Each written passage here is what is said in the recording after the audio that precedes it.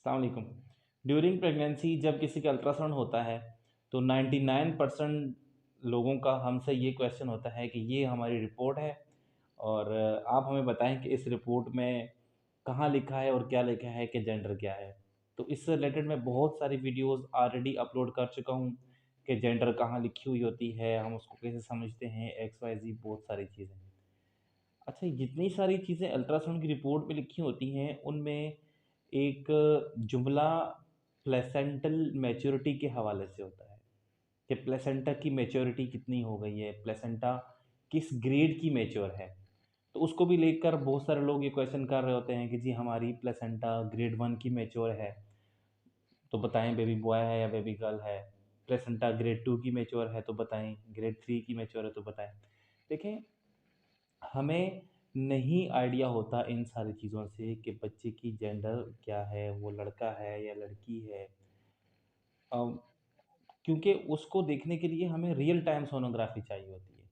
वो बहुत दफ़ा मैं ऑलरेडी एक्सप्लेन कर चुका हूँ, बता चुका हूँ, बेशुमार वीडियोस मेरी मौजूद हैं इस प्लेलिस्ट में, आप वो सारी देख सकते हैं।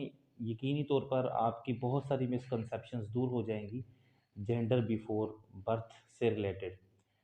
आज की इस वीडियो में मैंने बात करनी है प्लेसेंटा की मैच्योरिटी के हवाले से। बुनियादी तौर पर जो प्लेसेंटा होती है, जब जिसको हम बच्चे का साथी कहते हैं, जब वो डेवलप होती है बच्चे के साथ साथ माँ के पेट के अंदर, तो होता ये है कि वो भी साथ मैच्योर हो रही होती है, वो भी साथ ग्रो कर रही होती है। जैसे फीटस ग्रो कर रहा होता है, ऐसे ही प्लेसेंटा भी ग्रो कर रही होती है। प्लेसेंटा के ग्रो करने का मतलब यह है कि उसके अंदर मैच्योरिटी आ रही होती है, सख्ती आ रही होती है, आप ये समझिए। उसके अंदर हार्डनेस आ रही होती है, उसके अंदर ये सलाहियत आ रही होती है कि वो बड़े फीटस को भी न्यूरिशमेंट कर सके, बड़े फीटस की भी ग़िज़ा पूरी कर सके और उसको भी सारी चीज़ें प्रोवाइड कर सके। और अगर प्लेसेंटा साथ-साथ ग्रो ना कर रही हो, यानी फीटस तो ग्रो कर रहा है, उसके जो वीक्स हैं वो तो बढ़ रहे हैं, लेकिन प्लेसेंटा ग्रो नहीं कर रही, तो इसका मतलब ये है कि जो प्रेगनेंसी चल रही है वो नॉर्मल नहीं चल रही, उसमें कोई ना कोई प्रॉब्लम है। तो इसलिए हर एक फीमेल को, हर एक हेल्थ केयर प्रोफेशनल को ये बात जो है वो समझनी पड़ेगी कि कौन से वीक्स के दौरान प्लेसेंटा की मैच्योरिटी कितने ग्रेड की होती है। अब उस ग्रेड को कैसे देखते हैं, ये काम है अल्ट्रासाउंड वालों का, ये काम आम लोगों का नहीं है, ये काम हेल्थ केयर प्रोफेशनल्स का नहीं है जो अल्ट्रासाउंड से रिलेटेड नहीं है, आम खवातीन का नहीं है। सिर्फ आपको ये बात ज़हन में रखनी है, आपको ये बात समझनी है कि जो आपकी प्रेगनेंसी है वो कितने वीक्स की है और उस दौरान प्लेसेंटा की जो मैच्योरिटी है वो कितनी होनी चाहिए। जो प्लेसेंटा है, अगर उसकी मैच्योरिटी 18 हफ्तों तक, 18 हफ्तों से पहले हम कहते हैं, अब 18 हफ्ते हो गए, तो तब तक ग्रेड 0 की मैच्योरिटी होती है। हम कहते हैं कि 18 वीक्स तक प्लेसेंटा ग्रेड 0 में हमें देखने को मिलती है अल्ट्रासाउंड और इमेजिंग जो बाकी मॉडलिटीज़ होती है उन पर। अब इसको 18 वीक से ज़्यादा नहीं होना चाहिए, नहीं ऐसा नहीं होना चाहिए कि किसी की प्रेगनेंसी 21 या 22 या 25 वीक्स की हो गई है और उसकी प्लेसेंटा अभी भी ग्रेड 0 की मैच्योर है। अगर 18 हफ्तों से ज़्यादा की प्रेगनेंसी हो गई और प्लेसेंटा 0 ग्रेड की ही मैच्योर है, तो इसका मतलब ये है कि कहीं न कहीं कोई न कोई गड़बड़ है।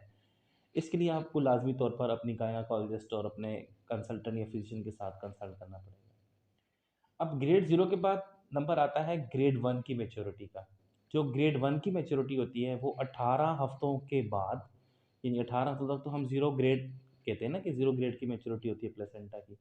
तो ग्रेड 1 की मैच्योरिटी 18 हफ्तों से लेकर 29 हफ्तों के दरमियान की जो मैच्योरिटी होती है प्लेसेंटा की, उसको ग्रेड 1 होना चाहिए। अगर वो ग्रेड 1 नहीं हो रही तो इसका मतलब है कि प्लेसेंटा प्रॉपर ग्रो नहीं कर रही, आपके फीटस को प्रॉपर ऑक्सीजन नहीं मिल रही होगी, प्रॉपर न्यूरिशमेंट नहीं हो रहा होगा वो, जो भी ग़िज़ाई चीज़ें होती हैं, जो भी उसकी नीड्स होती हैं वो मुकम्मल नहीं हो पा रही होंगी इस प्लेसेंटा की मैच्योरिटी प्रॉपर ना होने की वजह से। फिर उसके बाद प्लेसेंटा की मैच्योरिटी ग्रेड 2 आती है। तो 29 वीक्स के बाद, यानी 30 वीक्स से लेकर 38 वीक्स तक हम कहते हैं कि प्लेसेंटा को ग्रेड 2 का मैच्योर होना चाहिए।